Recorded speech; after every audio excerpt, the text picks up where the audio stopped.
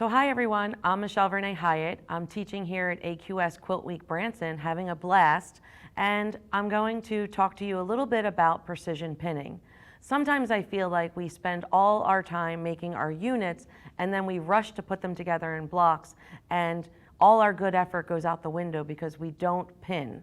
So one of the blocks, these are a couple blocks that I've used recently in my technique building series.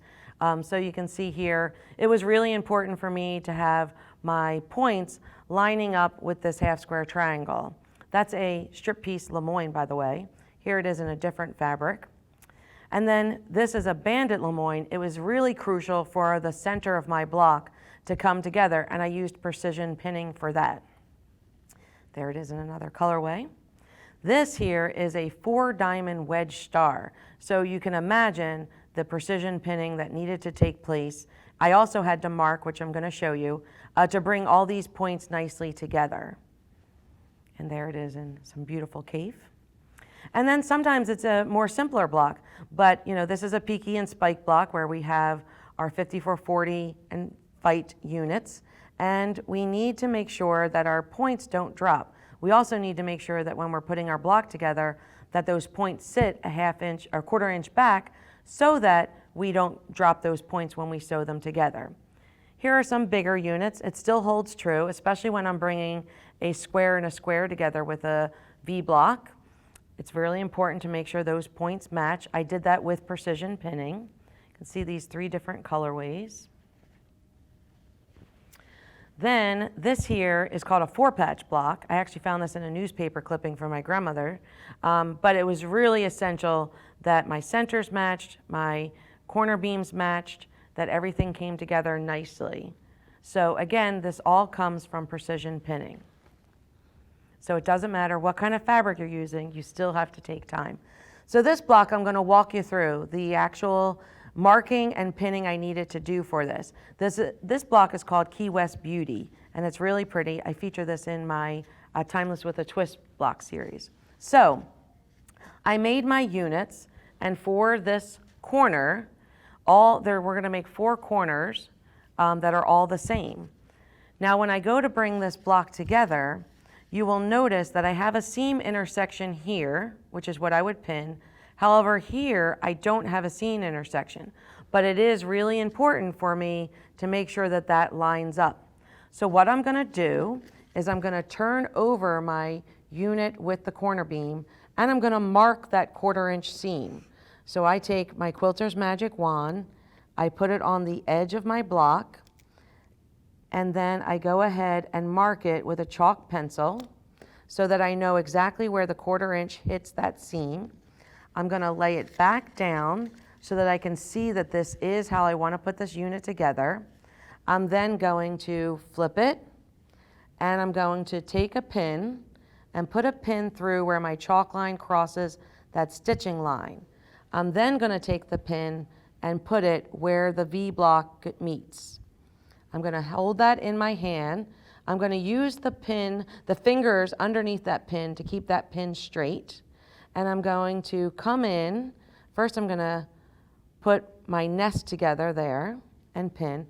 And I will challenge you to try and pin so that your pins are over your fabric. As a lefty, it's very easy for me, but as a righty, you could turn it and do it this way. When we stick our pins outside our fabric unit, we have to remove them way too soon. So back to our precision pin. I'm going to keep that pin straight with the fingers, my fingers underneath the unit, and then I'm going to come in with 2 other pins and mark it. All right, so I'm going to pin it securely with those 2 pins. I'm going to come a little closer. So once I have those 2 pins beside that straight pin, I know that that's going to keep that fabric from moving. So then I can go ahead and remove this pin. Then when I'm stitching, I can come right on through with my ¼ inch. And through the magic of TV, here we go. It comes together perfectly. So right there is where I precision pinned. So now it's time to put those 2 units together. And what I'm going to do is look for where are my points that need to come together. So the block actually comes together like this. And so I have my points here that need to match. Here, this should be easy, and this should be easy. So really, the hard part was putting that corner unit together. So here, I'm still going to find my seam intersection, put my needle through my point, or my pin through my point, and then through this point. Make sure that's lined up. Now, I've also pressed these seams open. Whenever we're dealing with open seams, we always want to make sure we double pin.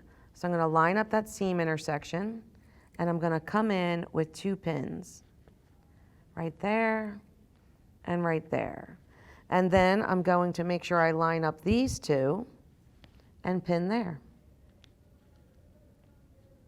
All right, I go back to the one that's the straight pin, and I'm going to come in, and in this case, since it's on the end, I'm probably just going to put 1 pin next to it as close as I can get to hold it in place.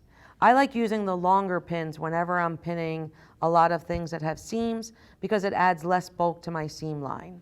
All right, then I'm going to come in here and stitch. I'd probably start this with a leader so that my machine would take to this pretty bulky seam here and come on through. And I'm going to make sure that I take my thumb and remove those pins as I go. All right, one last. So now I have, through the magic of TV, right, these are pressed, I pressed them open, and now it's time to join these 2 halves together. So sure enough, I have those points that I worked so hard to put together in the last unit. Then I have normal, just nesting, and then those ends. So I'm going to see it, flip it. I'm going to come over here, take my pin and find that point. So I can usually see it with the V of the seam. Put my pin in there, come over in here, put it here. So I have that as my straight pin. I'm going to go ahead and do my nesting. Put in my pins. So I know it takes a lot of time, but I personally rather pin than rip later because I'm not happy with how my seams came together. And we took all this time to make our units, so why are we going to rush through and have a block that we're not proud of? So take the time to do your pinning.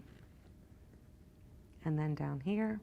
Once I have all the other pins pinned or put in, that I know that this is lined up perfect, then I'm going to come back to that straight pin, keep it elevated, keep it straight using my fingers beneath, and go ahead and put 2 pins in beside it. And I am making my way outside of the seams because there's a lot of bulk in there to begin with. So I'm putting my 2 long pins beside it. Then I can remove this pin and go ahead and stitch my best 1/4 inch all the way through, removing my pins as we go. And then I end up with the perfect center.